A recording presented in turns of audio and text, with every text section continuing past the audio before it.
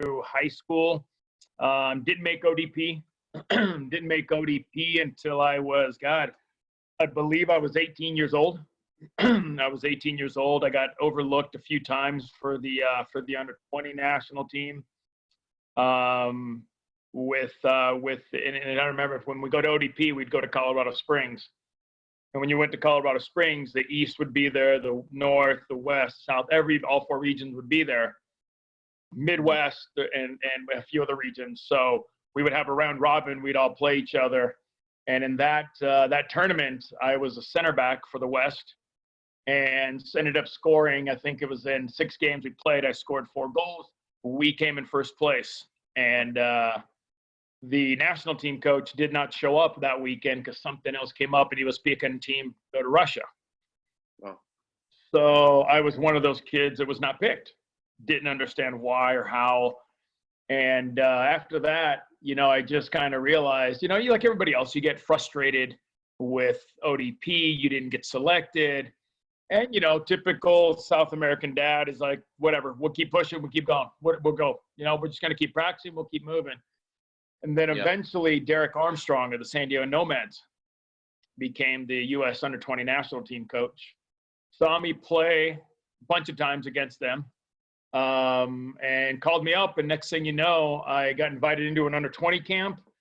Next thing you know, I'm on the Youth World Cup in Chile, in Antofagasta, in '87. So little, just weird, right place at the right time. You kind of go there. I didn't do the traditional high school to college because of wasn't the best student overall. I was a C average. I did enough to get through school, unfortunately, back then. But made it through. Ended up going to Cerritos Junior College. From there, I trained and played games and then went and played in the Under 20 World Cup. And after the Under 20 World Cup was done, San Diego State saw me play, realized that I did not have a college. They took my transcripts. I was 3 units short, went to summer school, got into San Diego State. So I was scheduled to go to UCLA, but UCLA had their season started before school did. So I couldn't finish those 3 units in summer school. San Diego State had a class for athletes. It was a class that was worth 3 units that could get you in, and that class was packed. I think we had like 20 to 30 students in that one. So I went through there, and my journey from there kind of took off. Played in the Under 20 World Cup. From there, the full national team saw me play, invited me into a camp. Didn't take me. I was an alternate in the '88 Olympics. From that, pissed me off even more because I wanted to play in the Olympics, but I was an alternate. New coach came in, Bob Gansler, who I didn't know at the time, played with my dad with the Chicago Mustangs. So he ended up picking me, and right before the '90 World Cup, he sat me down, and that's the first time. My dad never told me. My dad never told me that Bob Gansler and him play together, and I was kind of in that in between. I just got hurt. I hurt my my MCL. And Gansler told me that that he was taking me to the World Cup, that I reminded him a lot of the way he used to play, and that and it's like any coach, he said, I have faith in you. Right now, he goes, I'm going to take you, but you're not going to start. He goes, I have to respect the players that have been here throughout this long journey, because we haven't qualified in 40 years. So we qualified, and he gave those guys an opportunity. I didn't like it. I was pissed off more than anything because I wanted to play. Yeah. But I respected his decision, because how many coaches say, I have to give these guys their opportunity because they've worked so hard over the last 10 years to get this national team here along with me, because I was part of the qualifying. Yeah. So totally got it. But at least there was an upfront coach who kind of told you. And then from there, man, listen, it played in the first game against Czech, played against Italy, played against Austria. God, from there it was a journey and a half, because I didn't have anywhere to play after the '90 World Cup. There was no professional leagues. So most of us played in what was called, I think it was the Western Soccer Alliance back in the old days. So I played for I played for the San Francisco Bay Blackhawks 2 years, reached the final 2 years, won one, lost one. Then I got bought by the Colorado Foxes because meanwhile, I'm still playing with the national, mind you this. So we're doing kind of both. We didn't have anywhere to go play. So played for the Blackhawks, playing with the U.S. national team. Now we're finally in '93. We're all focused and concentrated. U.S. Soccer put a huge amount of money into having a home base for us to be able to train, to practice, to play, and to get ready for that '94 World Cup. So we're training every day. Getting ready to play against Iceland on Orange Coast College, which is a football field. And this is where we played our games back then, because soccer wasn't that big. Right about 7:38, I think it was. ABC put a microphone on me and a camera. First time they're going to do this. About 8 minutes into the game, ball comes across. I step back, and when I step to push forward, all you hear is a pop. Right? I mean, camera on me, microphone on me, and all you hear is this loud pop. Tore my ACL. Tore my ACL literally not even 12 months before the '94 World Cup. Ooh. So right there, and the doc was great. He walked on the field, he checked my knee, they took me off. They're like, I don't think it's that bad. Once we got into the locker room, he broke the news that it was my ACL. He didn't want to tell me out on the field. Yeah. So, you go through your griefs. The team at halftime came in, they were checking on me. They told me about my ACL, in the locker room crying. You're in tears because you just saw that dream of playing in a World Cup in your own country out the door. So I went through a lot of crappy emotions, man. Depression, everything you can think of, thinking you're not going to make it back in time. 2 of the 3 coaches try to have me removed from the national team. He's not going to make it back in time. We need to move on. We need to find another player. We need to find a replacement. And thank the Lord for Bora, because Bora was like, no, because we're going to wait. We'll wait and see. And so I went through some pretty bad times because I didn't want to go to practice. And listen, my savior was Fernando Clavijo and the trainer, Rudy Rudowski, because there were certain days I didn't want to get out of bed, because you go through, it's just reality. You see your dream kind of go, you're never going to make it back in time. And Fernando would always, every morning, all right, let's go. I'm like, no. He's like, listen, he had a simple statement. He goes, I'm not going to the World Cup without you. So get your rear out of bed and we're going to go. So it took a little time. To kind of get me into that phase. But once I broke out of that, probably 2-3 week slump, because I was in crutches. Listen, I tore my ACL, I tore my meniscus. I couldn't weight bear for 6 weeks. So it mentally, physically, I was fine. Physically, my knee was going to come back, but it's the mental side of an injury that always gets an athlete. So I worked pretty hard, with Fernando beating me up every day and other teammates beating me up, to where I got to a point after about 3 or 4 weeks. I started watching this Paul Gascoigne. Paul Gascoigne tore his ACL, and the way he came back, his teammates were at practice. He was riding his bike on the grass because it was more resistance. So I went out and bought a bike. My teammates with U.S. national team was practicing. I'm out on the bike riding around both fields the whole time. I got to a point where I was probably doing 3 a day. I would go in, do therapy in the morning, ride my bike, and then go ride my bike in the afternoon to get back. And there came a point where they couldn't stop me. They mentally, it finally clicked. I finally got over it, feeling sorry for myself. And no one's gonna lift you at times. You have to learn to lift yourself. You have to learn to put that pressure on yourself, saying that you're gonna succeed. And I did. I was back, and God, I could have played in a game in 6 months. I was back, and that time it was 12 months coming back. I was back in 6 months in a brace, in training, playing. They wouldn't allow me to play in a game until I reached 8 months. But I was in training, practicing, running, doing everything I could do. So that was kind of my journey to 94. Wow. Meanwhile, the motivation, I'll be honest, the motivation of the two other coaches wanting to get rid of me, you want to prove them wrong. You know, there's always, it's not a bad thing. It's just the motivation of somebody says you can't do something. Hell no, I'll do that. I'll show you I can do that. And I proved them wrong. And the worst part was, after all was all said and done, for them, is when they voted on who was the best player in the World Cup for the U.S. team, the fans voted me. And U.S. Soccer voted me Male Athlete of the Year that year.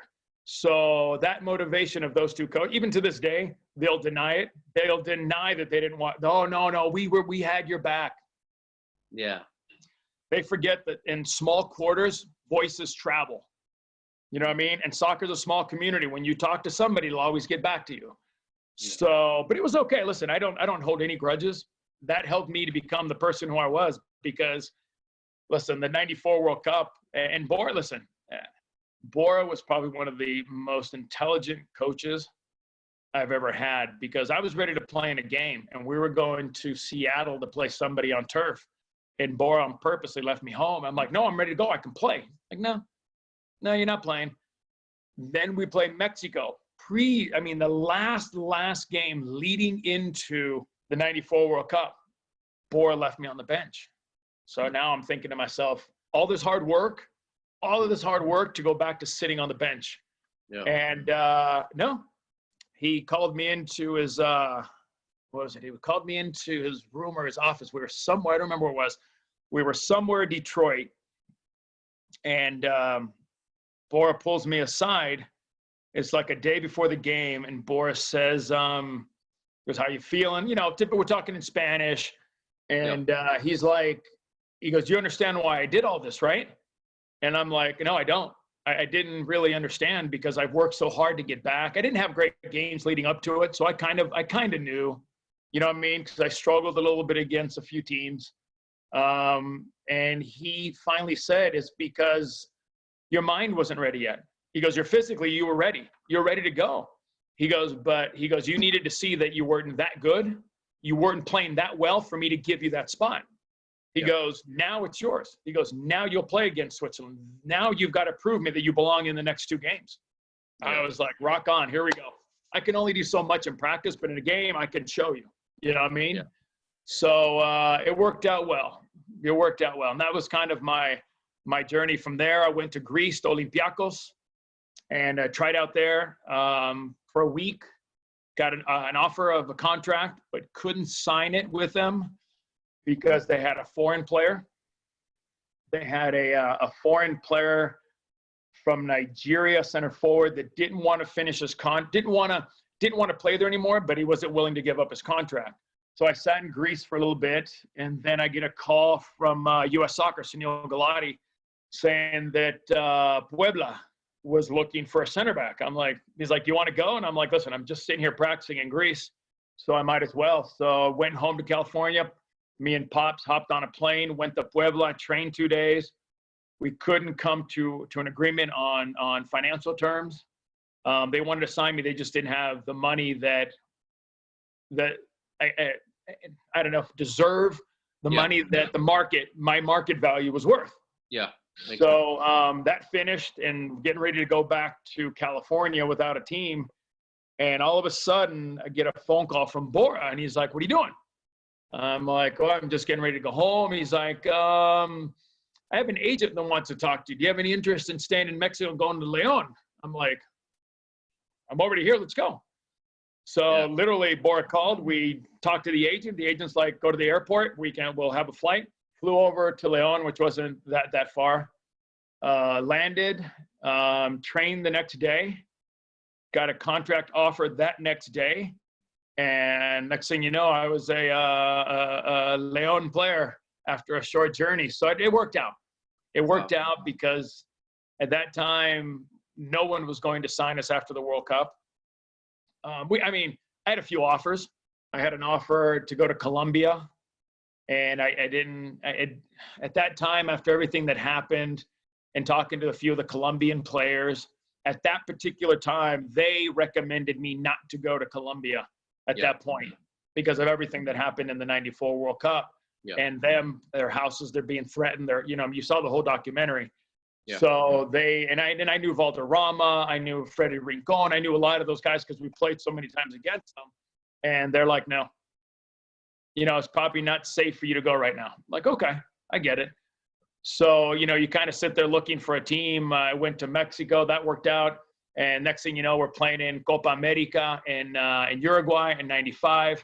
I got played decent enough the first few games that Boca Junior was interested in signing me. I think being a Argentinian American kind of intrigued them. My dad would have killed me because my dad's side of the family is all River Plate. And if you know the rivalry, you either love this team or you love that team. You can't kind of go back and forth. Yeah, no. So it didn't pan out, we'll say. Listen, I was happy in Mexico. I loved it there. And it was probably one of the best decisions I've ever made. The fans, when I wore the León jersey, no matter where I went, people appreciated an American playing in the Mexican League and doing somewhat well. Because I was rated, I think, in the top 3 foreign players the 2 years I was there.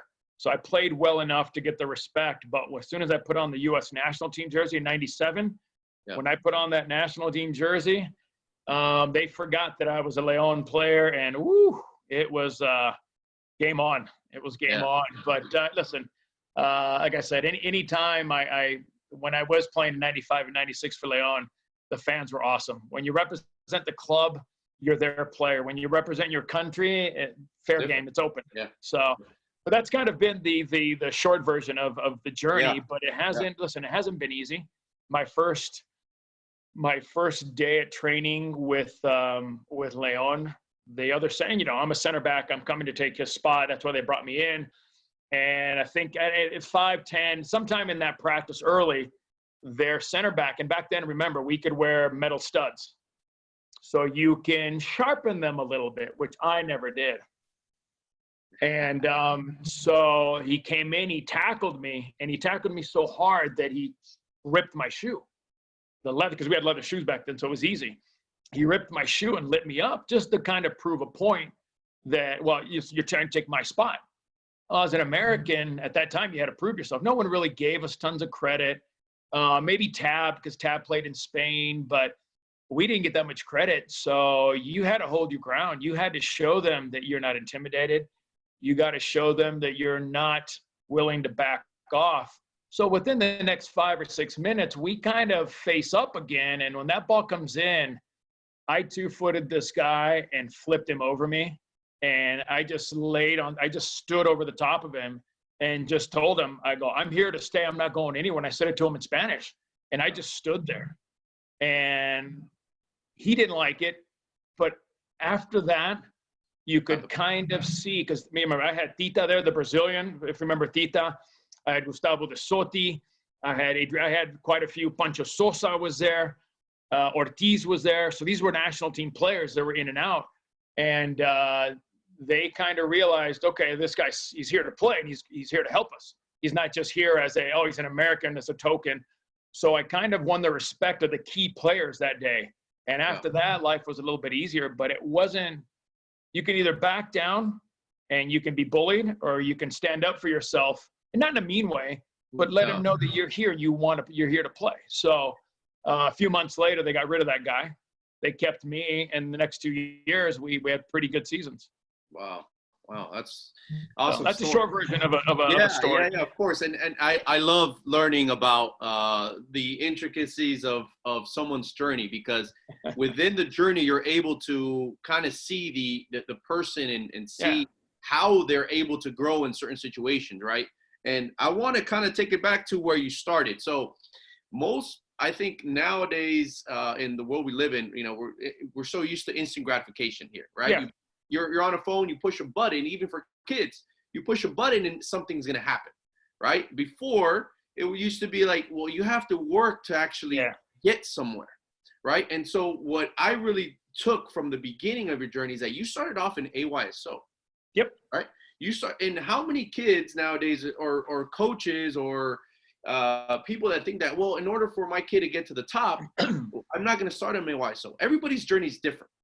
right? But it doesn't mean that's a bad option, right? So what you did, you basically started off, I'm going to start off here, right? Yeah. My parents put me here, and I'm going to work Yep. my butt off to be able to get to where I'm going to go, right? And then doors started to open up.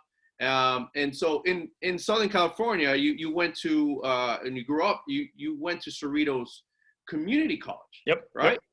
And you even said it yourself that you did not play high school soccer, right?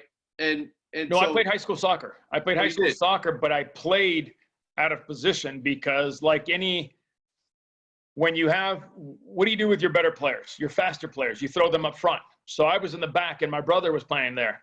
We didn't have a forward. So I'm 6'1", I was pretty fast. And all of a sudden I went from my first year playing as a center back to the next year they threw me up front because I was big and strong. So ball over the top, I'd outrun people. I think I scored in 3 years. I must have scored somewhere in the probably 40 to 50 goals in 3 years of high school soccer because they would just go. So, but listen, my dad's team, when I played club soccer, so my dad coached me pretty much my whole life. I'm a center back. That's where you belong. But the advice he gave me was simple. He goes, you just can't defend and expect to, you've got to do something different. You've got to be good in the air. You've got to be able to score goals. You got to know when to go forward and to help the attack out, because if you're just going to stand back there, anybody can do that. You know, look at Sergio Ramos. Does he sit in the back? No, he attacks. He's good in the air. He's good on set pieces. So nowadays, I think if center backs think that, okay, if I win balls in the air and I'm good on set pieces, then I'm done. No. You've got to learn to be able to go forward at the right time. You've got to be able to read the situation when you caught in the midfield, you're being replaced. Your number 6 is taking your spot. You're still going into the attack. So I think it's like anything else. It's you have to learn your role. You have to know your role. But you also have to make yourself stand out a little bit. You can't be that guy who just sits back there and defends, and that's great. I've had a 15-year career with 2 goals. You know what I mean? You've got to be a threat all over the field. Yeah, absolutely. And I really get that. And it's very important as coaches, parents, even players that are watching to understand what you just said is that you can't be one-dimensional. There's no way. You know, just because you have a tendency to play a little bit more defense or a little bit more offense, you got to be able to understand both sides of the game. But I'm sure the value you had in playing for your high school, you say, is when you played up, now you knew how a defender was thinking, you know, what they were thinking, what they were looking for, and then you countered that, right? That experience alone helped you out a lot. And then through your journey, what you were saying is that you went to Cerritos College. And that's, for most people, they think, if I don't make it to D1 or if I don't make it to pro at a certain level, oh my God, the world is over, right? But you took the community college route. You know, you did your 2 years there, and then you made it into the U20. Right. And then from there, you were able to get scouted, and you moved into a 4-year university, and you finished your 2 years there. So the journey was not what most people think is like. But everybody, we're Americans. We want the easiest path. I want to play in the U17, U19 academy. Then I want to sign a homegrown, and I want to start my professional career. And that's not possible for everybody.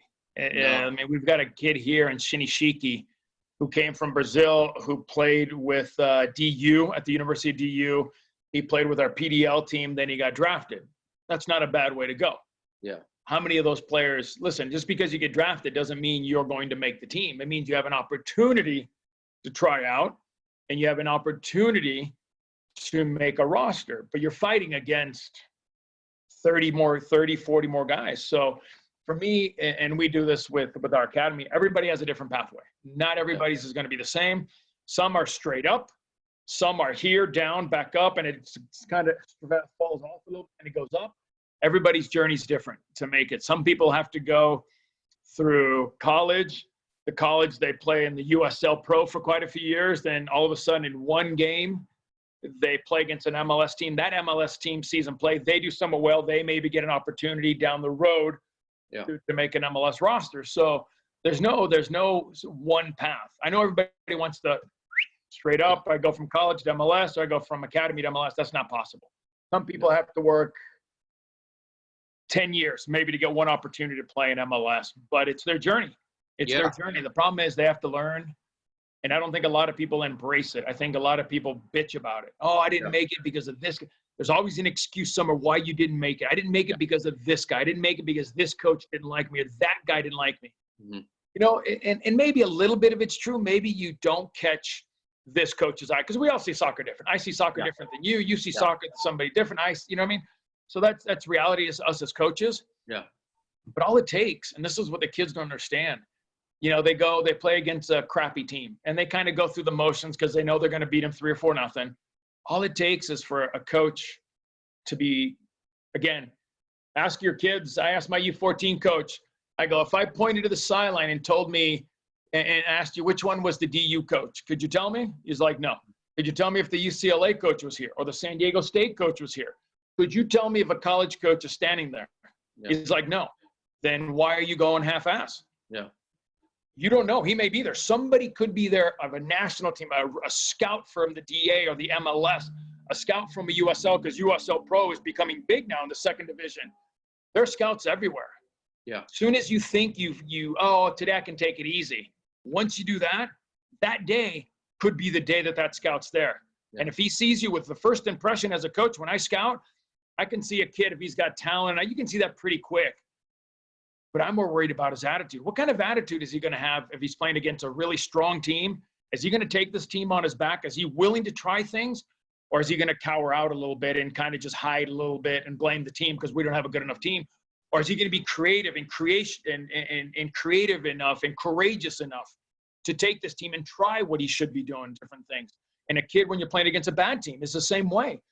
Is if you're playing a bad team, are you going to go half? Or are you going to get better? What am I going to do today to make myself better? Doesn't matter who you're playing. You can get better today. So those are the kind of things, like I said, everybody has a different journey, but there's no such thing as a day off, because that day off, if I happen to see you on that day off, you may just have a check next to you and say, this kid, I didn't have the right attitude today. So that's all. Yeah, absolutely. And one thing I've gotten from you and from this conversation so far and your career in general, Bill, is your mental approach to the game. How important was that for your dad that played at the pro level as well, to be in your head constantly? You know, how much do you feel that played a factor in becoming and shaping you at home and everywhere? Well, listen, it's tough first playing for an Argentine dad, because Argentinians, we all know, are a little arrogant when it comes to soccer, just like Brazilians, Uruguayans, South Americans have that little bit of. So my dad always had 2 or 3 speeches that we would always get for, and it was the one is, you suck today, you need to get better, you can't do this. 2, you were okay. And then 3 we never heard, because that was probably the best game you've ever played. You were great. So Pops was always very hard on us, and wouldn't expect anything less. If it wasn't for him being the way he was, I wouldn't have played for the teams behind me. Colorado, the U.S. national team, you know what I mean? I've played in multiple all-star games with Maradona, with guys at that stature, you know what I mean? Yeah. So if it wasn't for him, and at times you don't like it as a kid, you hate it, you know what I mean? Because you want to be told you did things right. My dad had a tendency to point out the things we didn't do well, so we worked on those. And listen, he made tons of sacrifices. He used to work the graveyard shift. You know what I mean? He'd get home about the same time that he would come home. He would take a nap. We'd come home from school. And next thing you know, he's dragging us out to the park. And it wasn't about – and a lot of kids, you'll see them get the ball and just go shoot on goal. It's about shooting. No. My dad, it was about, okay, today we're going to hit 40-yard balls, but we're hitting them on a dime. We're hitting them line drives. We're not floating them. We're driving them with laces and spin. And it was those kind of things. My dad would cross balls. We would be there heading balls. It was just different than when you see nowadays. Kids just go to I have a few kids that I've known throughout my coaching career. They're like, oh, I went to the park and I worked today. What'd you do? Because, well, I took free kicks. You know what I mean? It's one of those, so I was fortunate to have a dad who sacrificed a lot. He did. He sacrificed his time. But he sacrificed it in a family way, because it was me and my brother. His comment was always simple. My brother was probably one of the most skillful, and I've played with a lot of guys. My brother was in probably that top 10%, 20% of kids that can he'll use his body, he'll do this. He could control the ball any way possible. You could play to him anywhere, he'd find a way to control it. but he didn't have that desire to run, that heart, that passion. So my dad would always say, if there was a wall there and the ball was on the other side, he goes, my oldest son would find a way around it. He would find a way around it or over the top. He would find a way to get the ball, but it would take longer.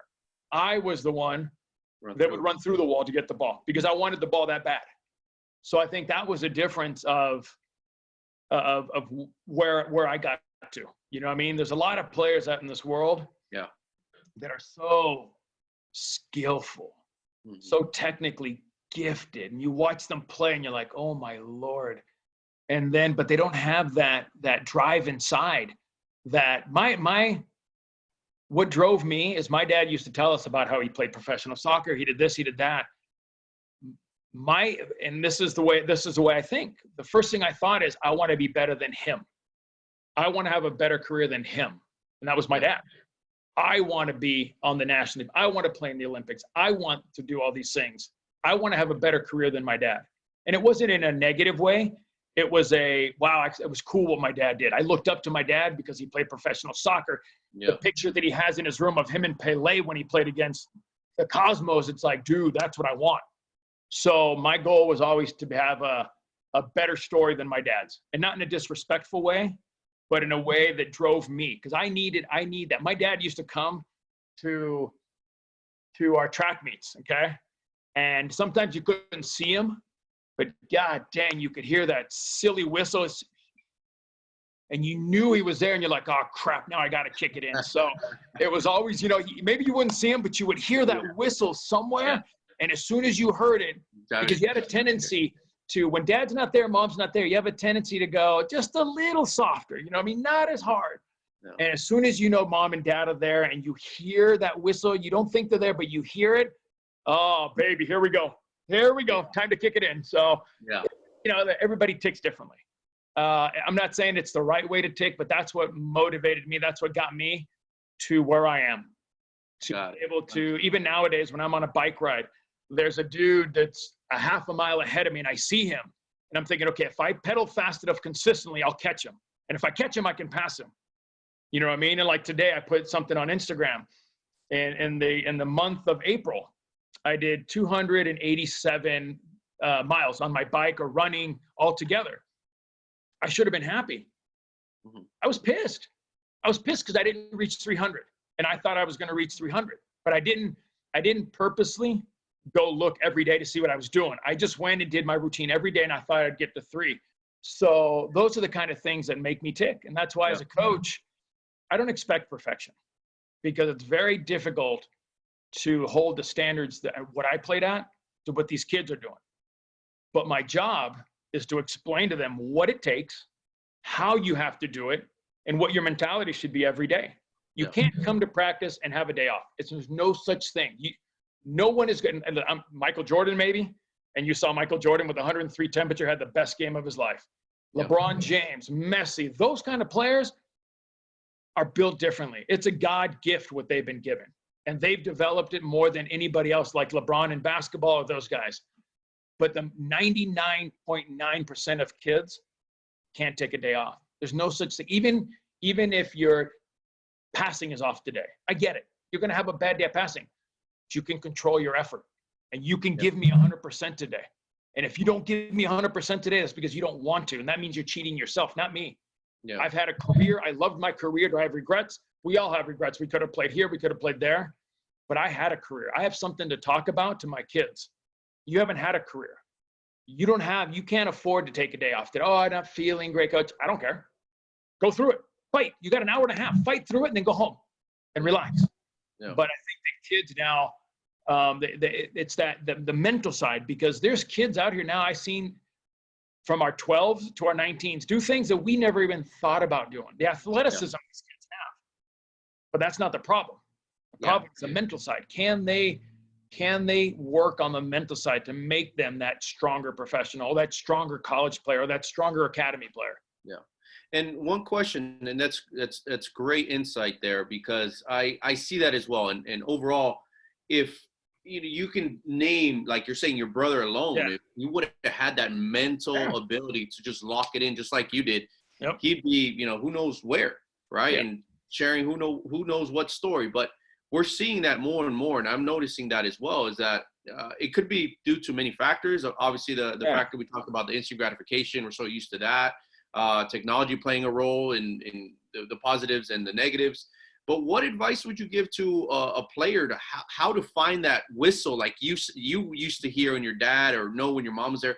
How do you just naturally find that inside you? What can you tell a player to do, or what habit to create to find that natural drive? Yeah, that's a tough one, because everybody ticks differently. Yeah. You know, I don't know what motivates you. You know what motivates you. I knew at a young age what motivated me, and it was proving everybody wrong. It was because soccer wasn't a big thing. You know how many times in high school I was told that I wasn't going to be able to make a career out of soccer. Soccer's a foreign sport. Yeah. I even had a girlfriend who told me in high school that I should move on, to go do something else. You need to go do this and that, because you're never going to make a living out of playing soccer. So, you know what I mean? At that time, those were the kind of things that motivated us. It was things that people think you'll never make it. You can't do it. Soccer is not a big sport. It'll never make it. Well, welcome to 25 years later, and look where we're sitting with MLS national team. Hey, listen, we're having a few rough years. And there's still some mistakes that have been made that have to be fixed. But overall, look at the players in this next generation of players that we're developing, from the Adams to Pulisic to McKenzie, those kind of players we have. So we'll get there. But here's the deal. I think you got to find that internal motivation. What motivates you? What's going to drive you to be a better player? You know what I mean? And for me, the hardest thing for me was learning to it was okay to make a mistake. You're not going to be perfect. And a lot of kids make a mistake and they slap their legs, they throw their hands up, and they forget about that next play. So how quickly can you flush that? How quickly can you take that out of your head? Because the most important play is the next play. You make a bad pass, that's just one play. How do you react? How do you respond to that? Do you sit there and pout? Do you sit there and blame somebody else? Or do you go try for the next? I tell my kids, if you lose the ball, for the next 5 seconds, you got to try to go get it. If you make a bad pass, go close it down. Just don't sit there and pout. Go try it. You've got 5 seconds to try to go get that ball. Put some pressure on somebody. Do something that's going to affect the game that maybe makes them turn backward. But the motivation side, I think everybody will find that in themselves. Just like people say, oh, you need to learn to talk more. Listen, I didn't talk like in a game like leader until I got to almost the under-20 national team. And at that point, when you get to that level, you better be vocal. Because if you're not vocal as a center back, and I've realized throughout my career, if I would have did this sooner, the more I talk, the more I can organize. The more I can organize, the more I can close the spaces in front of me. The more spaces I close in front of me, that's going to force teams wide. It makes my job easier. If I let the two midfielders, the double sixes, split, and I allow their forward to come in here, now all of a sudden I've got a big gap. Everybody kind of makes that mistake. So again, it's everybody has that internal. They just got to learn to find it. But I will say this: go with the attitude of once you cross that line, my boys, I tell them, once you cross that line, you're mine, and you got to give me 100% for 90 minutes of practice. After that, you come off the line. You can be mad at me, you can be upset at me, but you leave it off. You leave it on the field.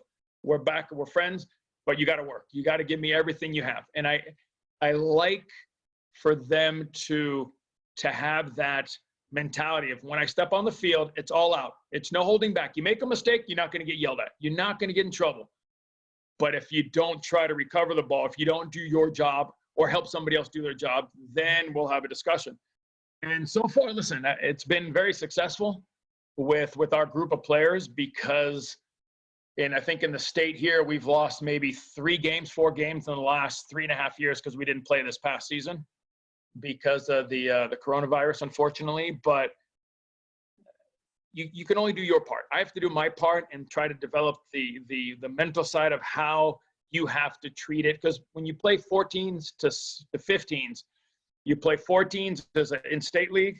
When you play 15, it's a travel league. So that's a big jump for kids to learn to travel on a Friday, play Saturday morning, get on the bus, play Sunday morning, and then fly home and get home to Colorado at 11 o'clock at night.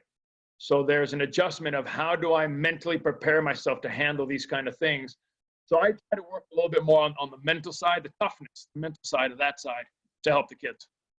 That's great advice. And what do you have any tips that you would give a player? Let's say any like for example, I was reading an article with Julie Foudy. What she used to do was have a wrist hairband on her wrist. She used to snap it, and that would allow her to refocus on the next player where she was at.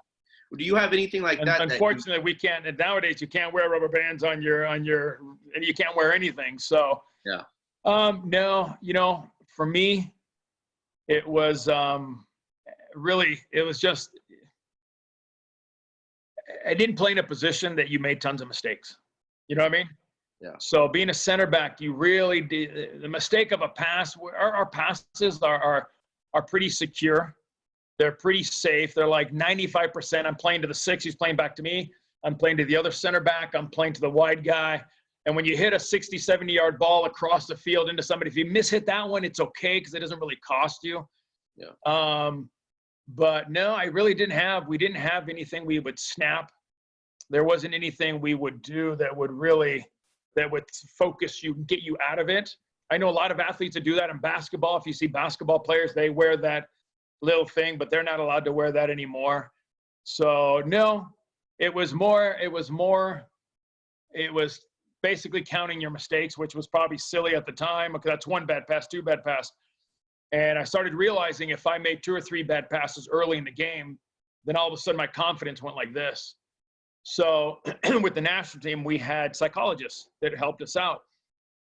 And he goes, so make your first 4 passes to the goalkeeper, to the center back, build your confidence.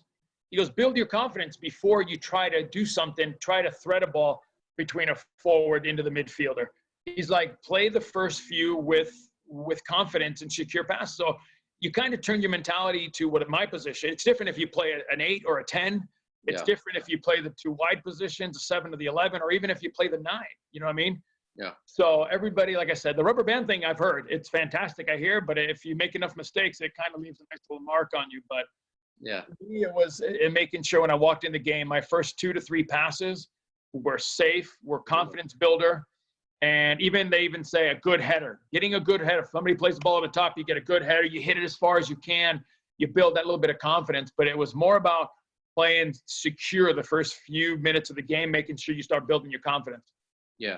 Would you say it's more along the lines of habits that you've already created? If let's say you don't have anything in general that, that can snap you out of it, but as long as you have those habits that have been instilled in you, whether it's from your coach, whether it's instilled from your parents at home. Yeah. I feel like it just comes down to the habits that you have, right?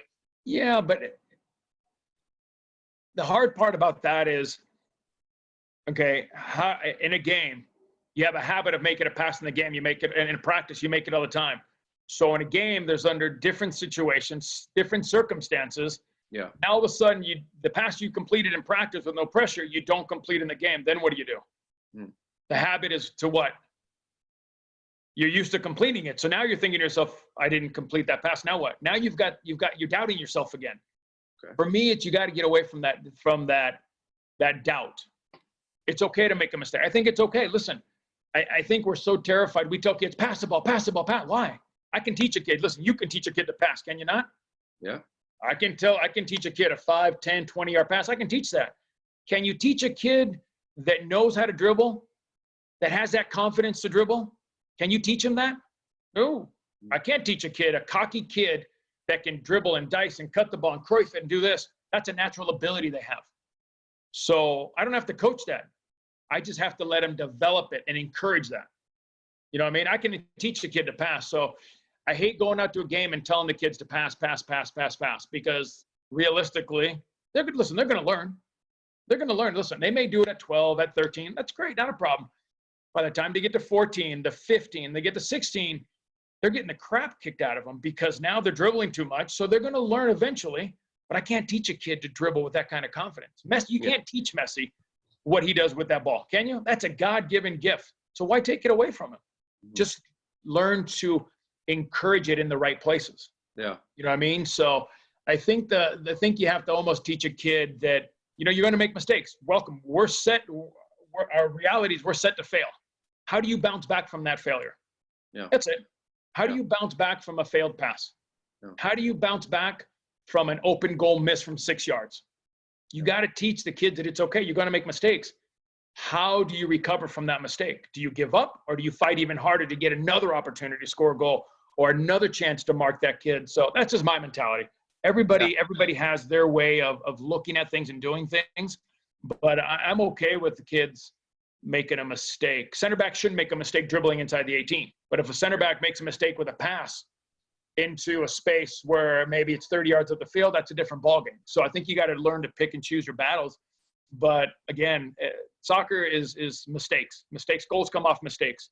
So can you limit those mistakes? You try to. But you make a mistake, it's okay. It's how you recover quickly to help recover that ball. Yeah, good advice. Good advice. Oh, and a question I have, and this is something that I've been, trying to understand and speak to people and get everybody's thoughts on this. So how does the U.S.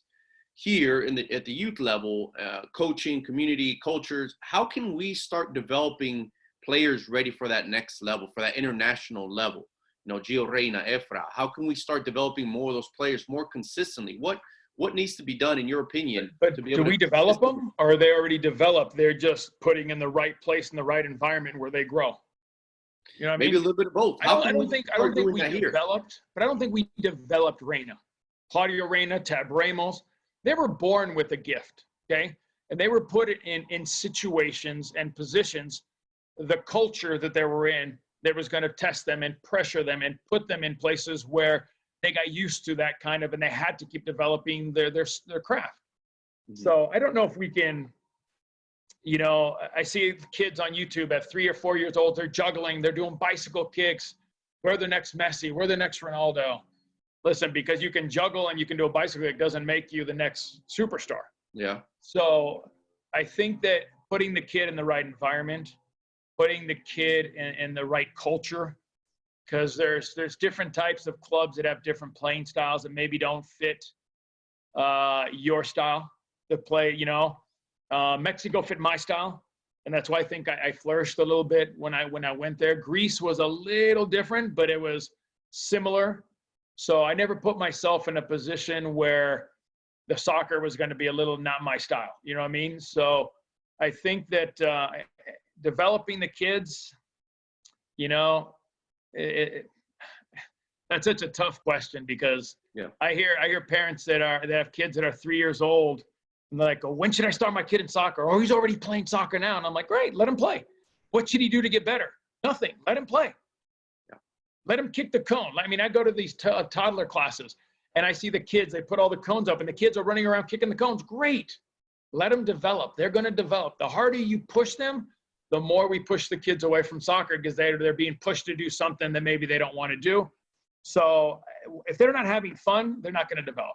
And if you're not putting them in a challenging environment, they're not going to get any better. If they're in an easy environment where they're the best player and they're scoring 4 or 5 goals a game, then it needs to move up. A kid who is 8 years old and is scoring that many goals should be playing with the 9s. The 9s should be playing with the 10s. The better kids should be playing up to keep testing themselves. And if a kid has to go at a 13 level and play with the 14s or the 15s, if he's that good, let him play. That's the only way they're going to develop. If you let him keep playing at 13, he's not being challenged. It's just kind of, he's going to do things that he normally couldn't do with better players. So for me, I think the way we do that is we challenge our better players by moving them up, putting them in an age group where they're not comfortable, letting them see what it's going to be like. A 13-year-old playing with a 15 for 2 years because he's good enough is going to make him a better player. Yeah. So I never played at my age much because my brother was always older. So I always played up with my brother.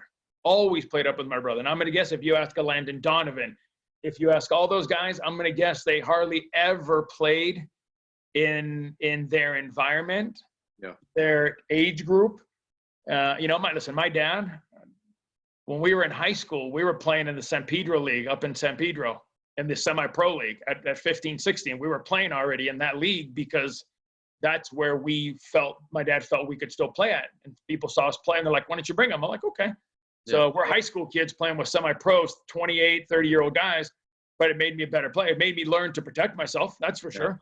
Yeah. Because they were professional. Listen, my first game against Mexico, I'm standing on the pole, I'm covering the pole, and I'm not going to say who it was. He walks by, and I'm naive. I'm holding the pole. I got the biggest smack in my private area, and after I banged down, he stepped on my toe. welcome to international soccer. You know what I mean? That's what it's about. That's what it was about back then. So you learn by not playing sometimes in your age group. If you're that good of a kid, you learn by playing an age group up or two. Yeah. And how important do you feel the street soccer and kids just playing on their own is? There's one friend that recommended to me. He says, skateboarding, we need to be a little bit more like skateboarders, right? Yep. Skateboarders, they just go out and they don't have coaches, right? Yep. They just go out there and they just do it. Yep. Right. So how important do you feel it is for kids now growing up and parents to kind of let kids just do it more often? You know, what are your thoughts on that?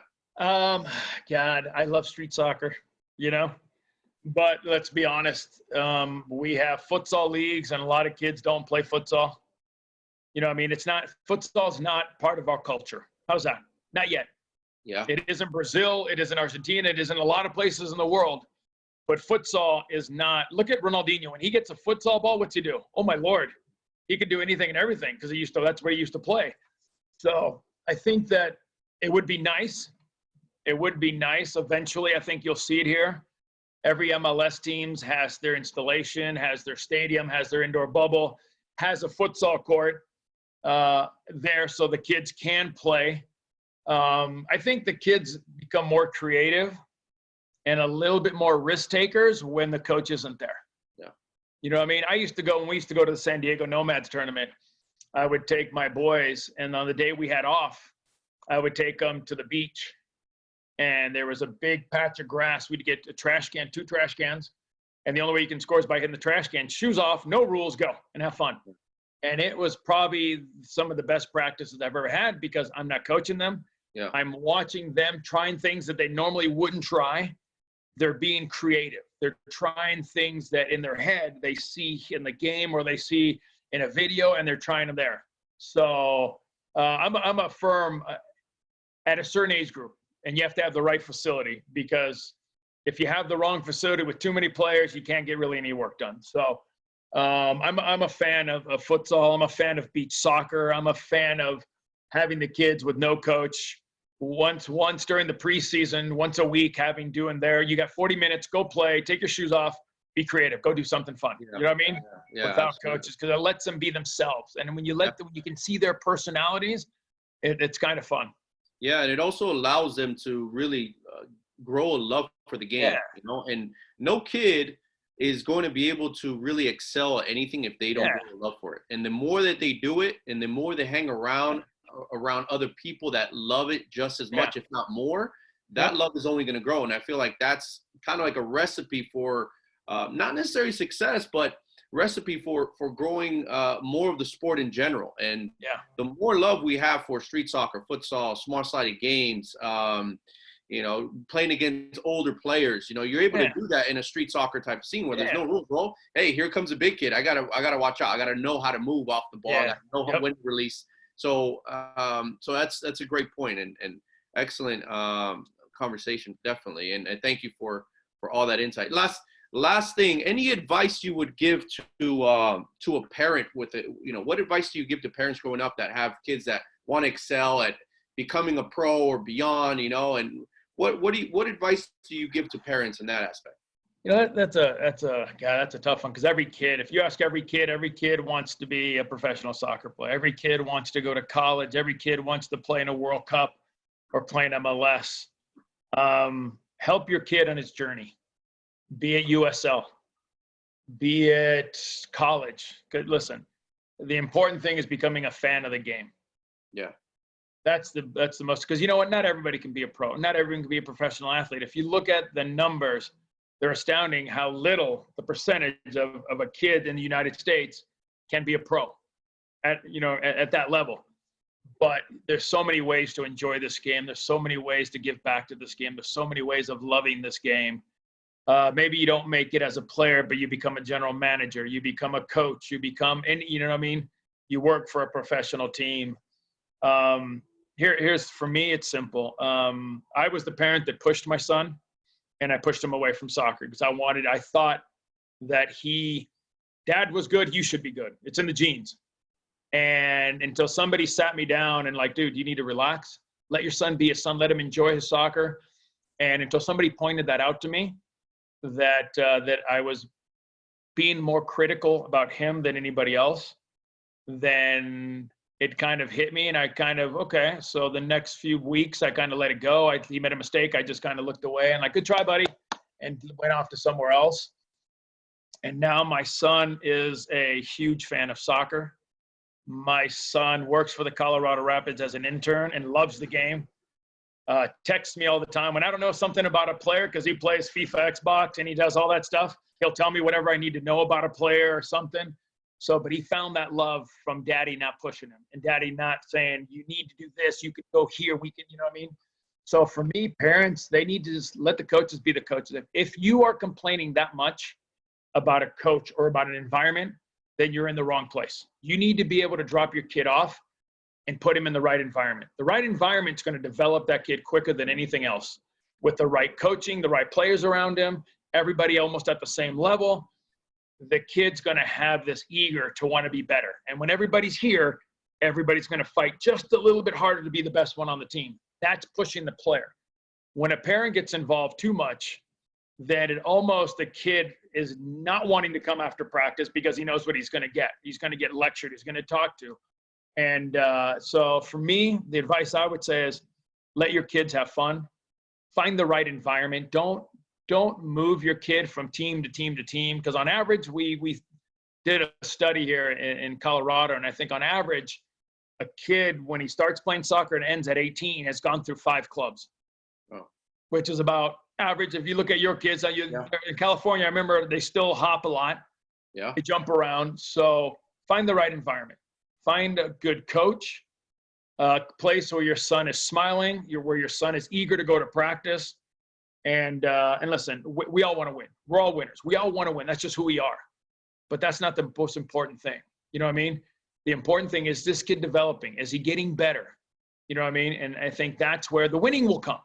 And we say the same. I say the same thing. I hate to lose. I hate to lose and even now, I'm 52 and my son's 22. I don't like to lose to my son in ping pong. Yeah. But again, where you put him is important. The culture of the club. Do they have the right ideas? Do they have the right people in place? Do they have the better coaches at the lower division, not the higher division? Because they need to teach these kids the basics, and they got to teach them right, because they take that step to the next step to the next step.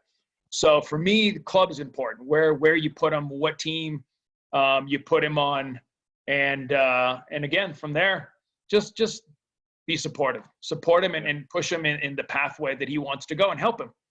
Yeah. Listen, I have a kid now who I've been coaching since he was 11 years old. He's 22, and we're still working on his pathway. We're still working on his pathway, but he's worked so hard and has been so patient that finally at 22, the doors are finally starting to open for him a little bit. He got a tryout with a USL team. He made an open tryout to make it to the first team to a tryout. Wow. And then they brought in an MLS guy, reality, so he got pushed out. But the door opened. The door's open, and they're like, once you get experience, we would love to see you. So now colleges are opening up. He's got a senior year. He's got an opportunity now to go to college his last year and play that. But that opened up because the pathway is a different one than everybody else's, because it's his own. But he's finally finding a way that he sees the light at the end of the tunnel. And that light isn't a train coming to him to smack him. It's finally the end of the tunnel where he can see a little bit of joy of all the hard work he's done. He can see that light, that there is an opportunity for him to live his dream. So again, it's just everybody's pathway is different. And how can we help our kids get to that pathway? It may be college. It may be just amateur soccer, maybe Sunday league soccer. No. Everybody has a pathway, but because you don't make it pro doesn't mean you suck at soccer. No. It just maybe wasn't your time. Yeah, absolutely. Great advice. Great advice. Thank you so much for that.